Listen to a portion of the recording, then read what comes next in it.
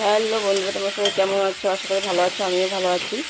কথা আছে না যে কেনা মাছের থেকে নিজের হাতে মারা মাছ খাওয়ার টেস্টই আলাদা।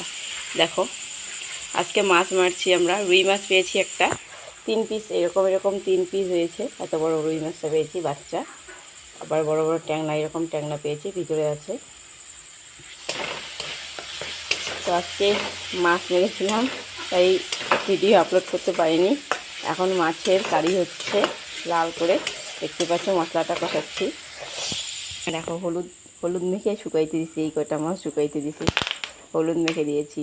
রাতের বেলা না, রোদ্দুর তো নেই। হলুদ মাখলে কী হয় বলো তো, মানে একটা যে গন্ধ থাকে না, ওই গন্ধটা থাকে না। মানে মাছটা গলে যাবে, একটু চান্স কম আছে গলে যাওয়ার। ভেজে নিয়েছি।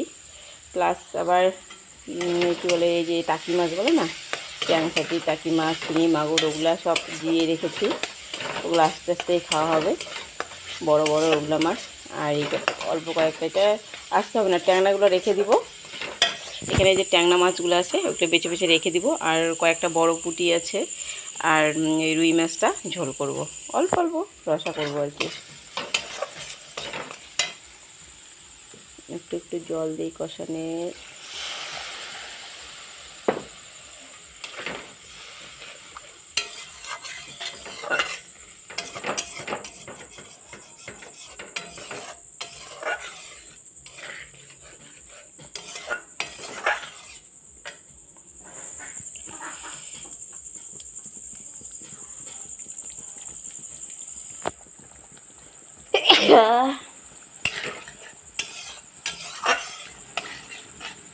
কালারটা কিন্তু সেই এসেছে, অসাধারণ কালার এসেছে তরকারিটা।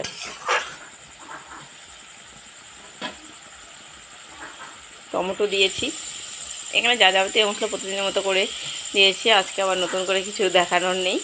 তো আজকে আমি দেখাতে চেয়েছি তো মাছটা, আমাদের বাড়িতে কত মাছ দেখো, এখানে অনেকগুলো মাছ আছে, প্রায় 1 কেজির মতো মাছ আছে।